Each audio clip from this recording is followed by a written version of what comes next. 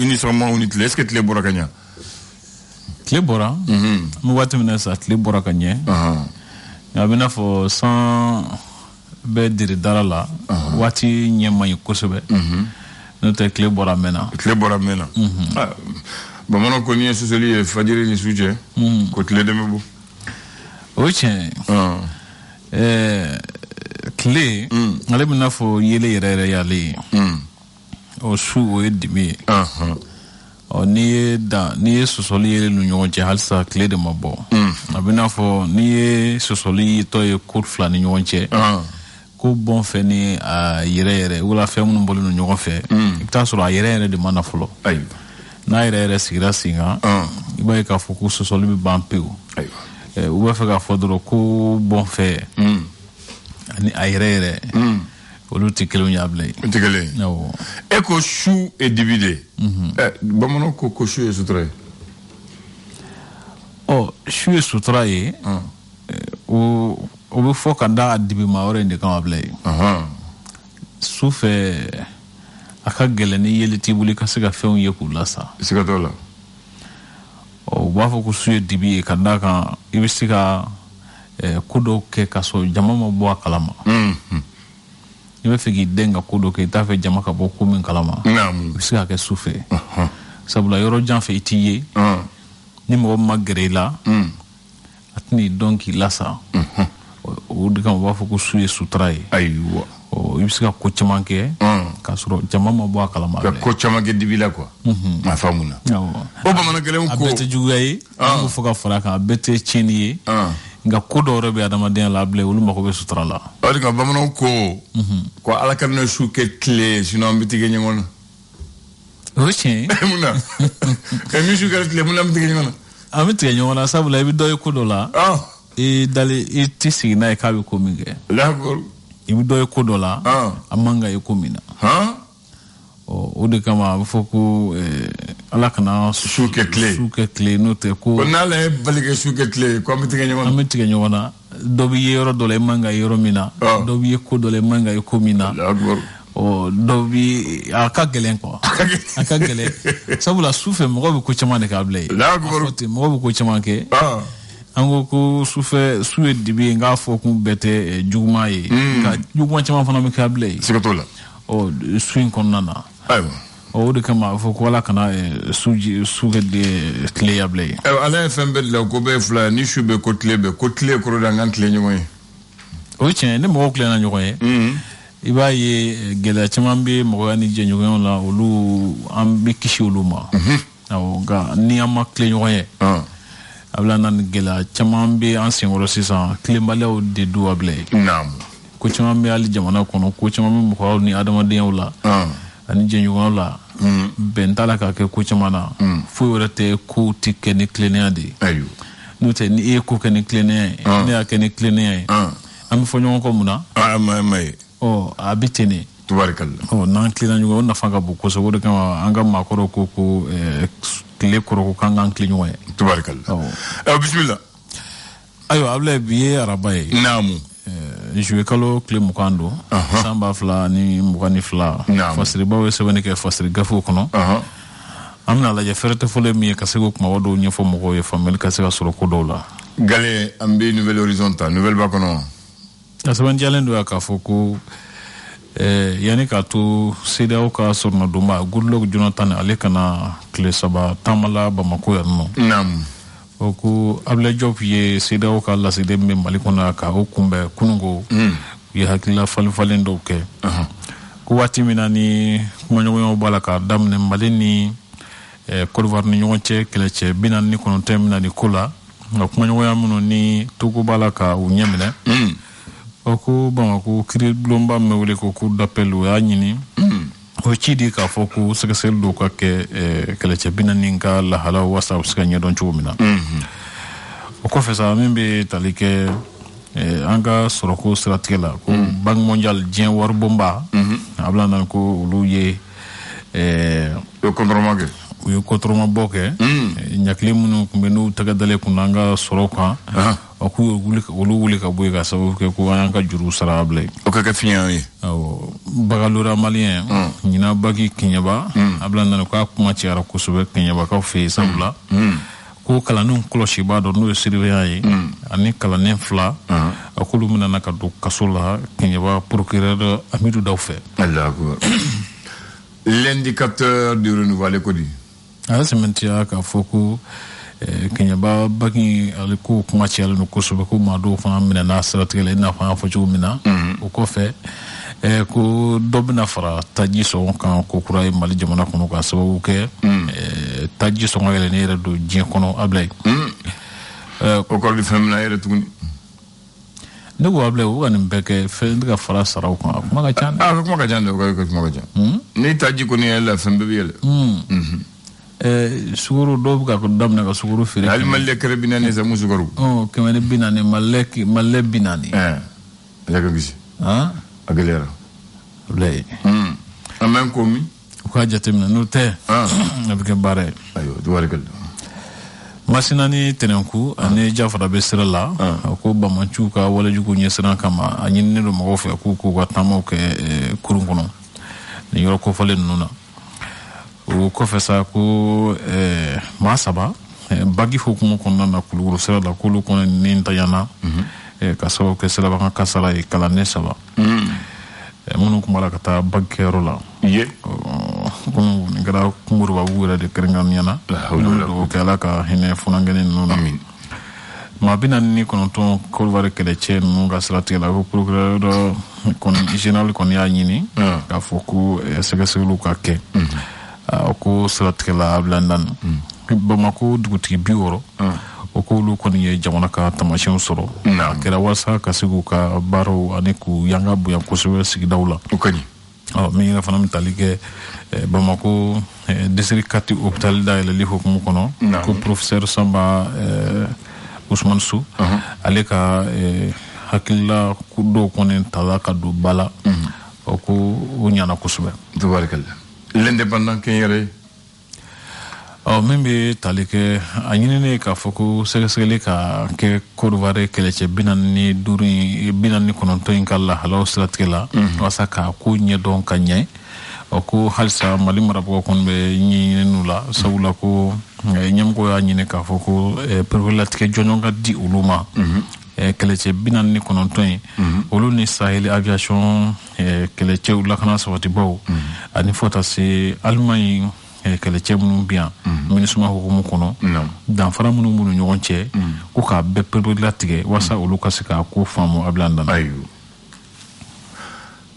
les échos wili ala sementia ka foko fere munu tigara walsa kasika suyeneni yuruku bali bagi kono na blay bagaluria oko olu koni sabatira kusube yenobo oku balaka nobo mi refana mi talike Tombouctou wene duwe ko jibondo ndo sire no ga ko kuma ciale no kusube mi refana mi talike sero kasaro seli wati nyana je watula ablanda ko halsa mambi nyanga taga sawu ke sero kasare ko ajma da ko shikabu halsa kusube ko mutu taxi funa mbala ka kasara balasi mo yara do ngodo o temo ida funa ni bitwala do bi se ko jogi wallahi ko mutu taxi ko ni mbala ka kasara balasi mo ko mani wati do ke lu joto ya bada awo ko ma cha ala kan gishu amin o mi talike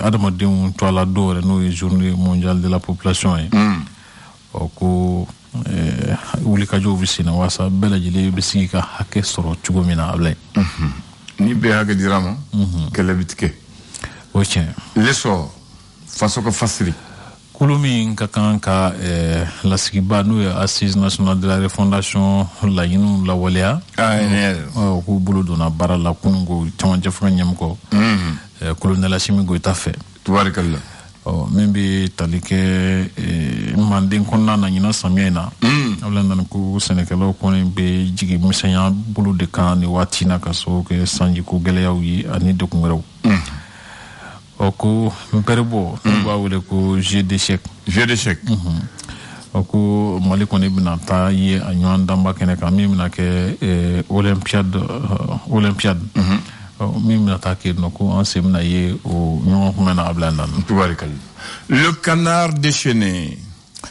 ale kɛlen don ka sɛbɛntiya fɔlɔ ko n tali kɛ fana sefa bɛ jamana minnu kɔnɔ ko fɛɛrɛ dɔw b'a la ka tigɛ waasa min b'a to an ka jamanaw ka se ka bɔ jɔnya juru la ni sefa ko in na.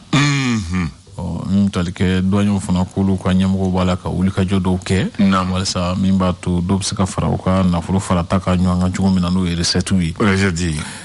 Alpha Blondy n'a ka jaw Kanare Seydou Koné. Seydou Koné Alpha Blondy. Ouais, a ka dɔnkiliya tɔgɔ ye sinon halala tɔgɔ ye Seydou ye. Caman t'o dɔ bilen na bilen. Aw t'o d'accord. Mɔgɔ caman tɛ a dɔn Seydou Koné la. Ni ko Alpha Blondy kɔni. Bɛɛ b'o dɔn. Maa min b'a fɔ ko a t'o dɔn o ka dɔn muso. Sinon halala tɔgɔ ye o de ye Seydou Koné. Seydou Koné. Mais a dɔnkilila tɔgɔ maa b'aw dɔn mo Alpha Blondy. O ka dɔnkilila tɔgɔ ye. Naam. O k'a ɲini malidenw ni warikadenw fɛ ko an ka ballon da duguma bila ye. Ayiwa.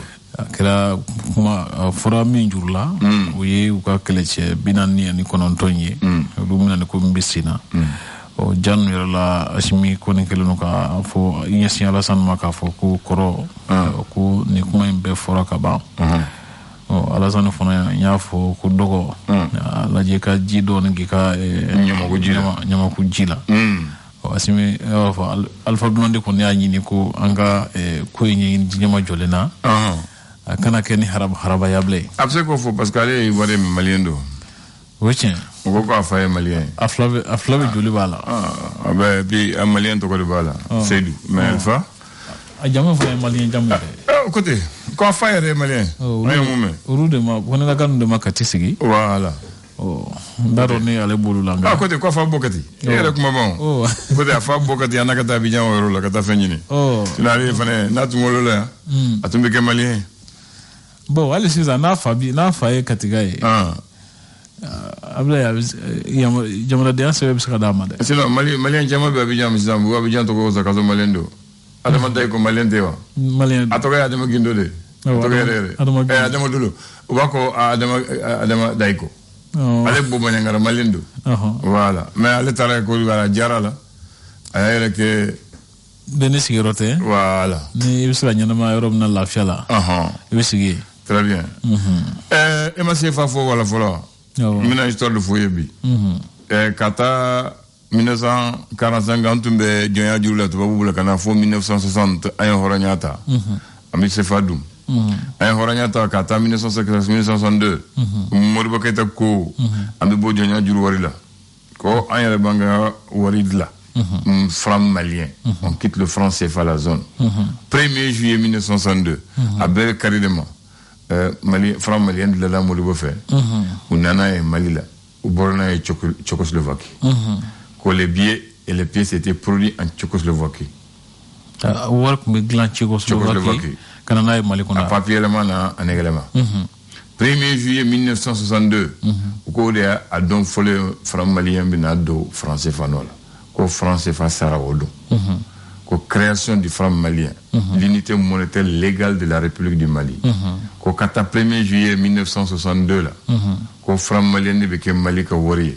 Ko CFA kɔni sara an y'a sutura ka ban. Ko franc malien ko 0,0036 grammes d'or fin. 1 franc malien égale à 1 franc CFA.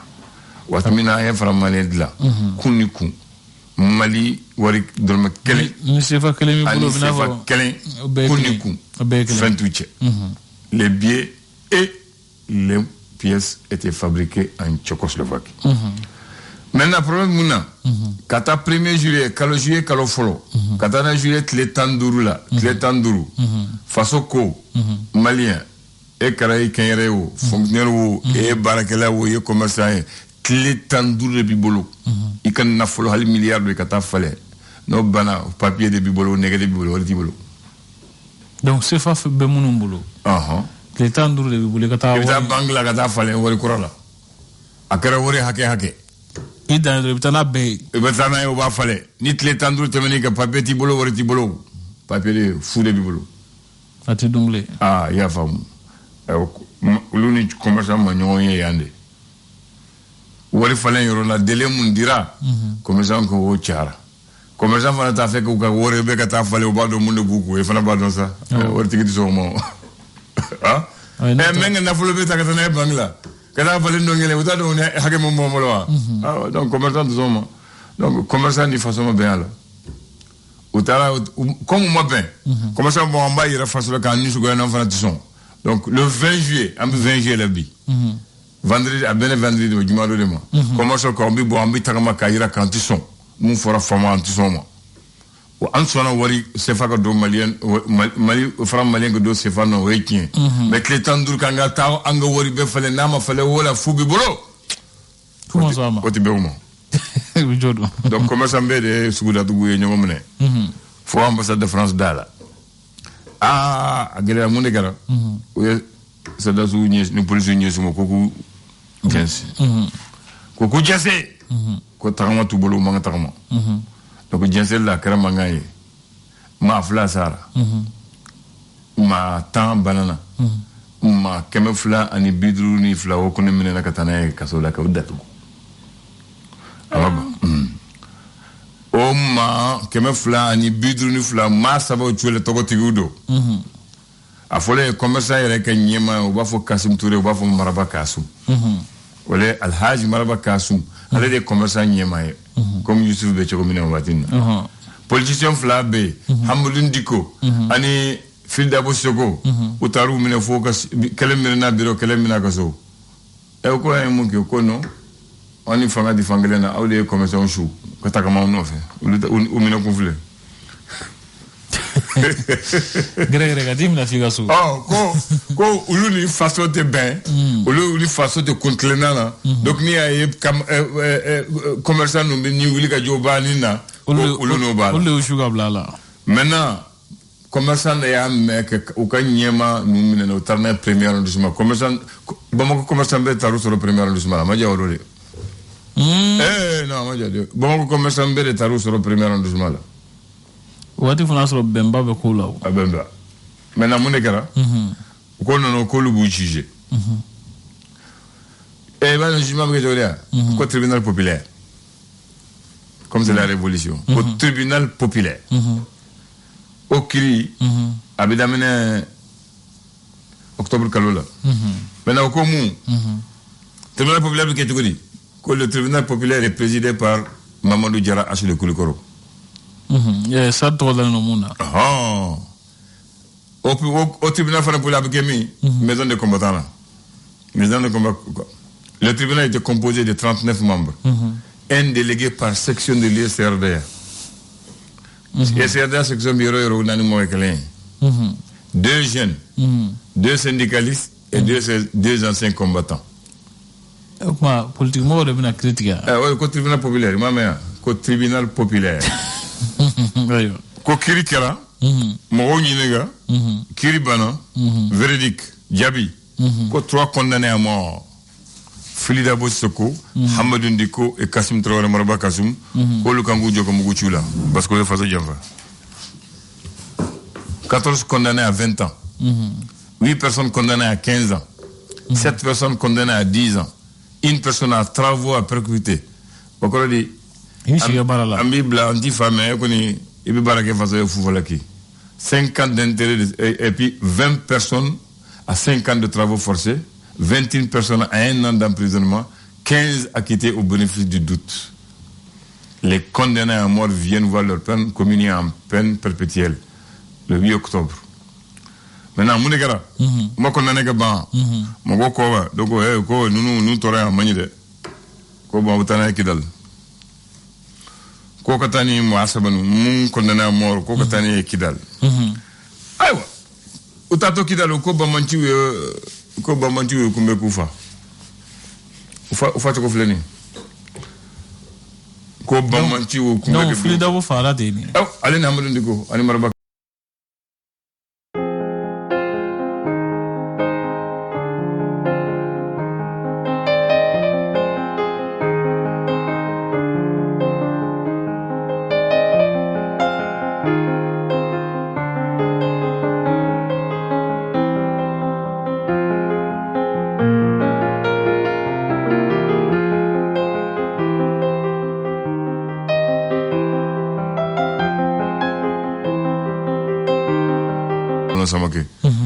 Donc, ou fara chogomina, kuma mu fora, ala ya sebe gavela. Amba abita jona. Malidea. Malido. Nimbe kera. Façon histoire ne fanga nyine gado. Nimbe kera. What's it okay? What's it okay? Fanga disonde. Fanga disonde seulement modole. Si ça ne tout le monde qui fanga là, sinon volo fanga disonde. Oui, c'est. Bamango ni fanga ko ni ko bananku. Ko bita dum. Tanyi mi kana mara. Sino azigende. Aywa, kambe. Tabaraka Allah ka donra ida. Amin ya rabbi. Le flash. Le flash d'information avec la rédaction de Clédou Info.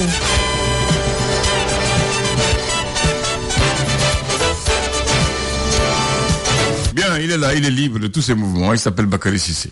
Oui, merci Abdoulaye. Bonjour à toutes et à tous. Bienvenue à ces flashs d'information. C'est la justice malienne qui va désormais trancher l'affaire des 46 militaires ivoiriens arrêtés le 10 juillet dernier à l'aéroport de Bamako. Sinon, une enquête a été en effet ouverte par le procureur général près la cour d'appel de Bamako pour faire la lumière sur cette affaire qui continue de défrayer la chronique, alors que le Mali, sur le plan diplomatique, a souhaité la médiation du Togo, mais selon les juristes, l'action judiciaire ne peut pas être interrompue, même si la diplomatie devra suivre son cours normal. L'actualité, c'est aussi et surtout les épreuves du baccalauréat, ce sont les juillet 2022, qui ont été momentanément interrompues à Kéniéba hier à cause d'une tentative de fraude. Donc les faits se sont déroulés, c'était hier mardi, dans cette localité située dans la région de Caille. Un enseignant aurait laissé une candidate rentrer dans la salle d'examen sans présenter donc sa pièce d'identité. La synergie des enseignants du 15 octobre attend donc de son côté avoir plus d'informations avant de prendre une décision autour de cette affaire. Et dans une lettre adressée au ministère de l'économie et des finances par Madame Clara de Souza, directrice d'opération pays, la Banque mondiale annonce la levée des suspensions de décaissement au Mali. Il faut rappeler que la Banque mondiale avait suspendu ces décaissements suite à l'accumulation par le Mali donc des échanges en titre de service de la dette extérieure. Et puis le mouvement Yereoulo debout sur les remparts demande le retrait de l'aménagement du territoire malien. Hier, le mouvement était devant la presse à son QG au quartier Baïjalan ici à Bamako. Il compte organiser ce vendredi, le vendredi 29 juillet donc 2022 au palais de la culture, donc un grand meeting pour donner un ultimatum à l'aménagement. En sport football, montée première division de la Ligue de football pour la première journée à Mopti. L'ATS de Koro a étrié l'AS Tombouctou battu 5-1 et puis le Binga FC s'est imposé face à l'Étoile Médine de Ségou, donc 1-0 pour la deuxième journée. Les deux premiers vont se trouver, l'ATS de Koro, Binga FC et l'Étoile Médine de Ségou jouera contre l'AS Tombouctou. À Boukouni cette fois-ci pour cette première journée, l'US Boukouni a pris une option en s'imposant face à Eluigi 2-0. Le match entre les Yanan de Koulikoro et la Renaissance de Kéniéba est achevé sur un score nul et vierge 0-0 entre les deux formations. Voilà, c'est tout pour ce flash d'information. Merci de l'avoir suivi. Retrouvez la rédaction d'à moins d'une heure pour 12 infos sur notre antenne. Radio Clédou 101.10 à Bamako Abdoulaye. Merci de l'avoir présenté. Excellente journée à toi et que Dieu sauve notre cher pays, le Mali. Et merci à nos auditeurs. Amin.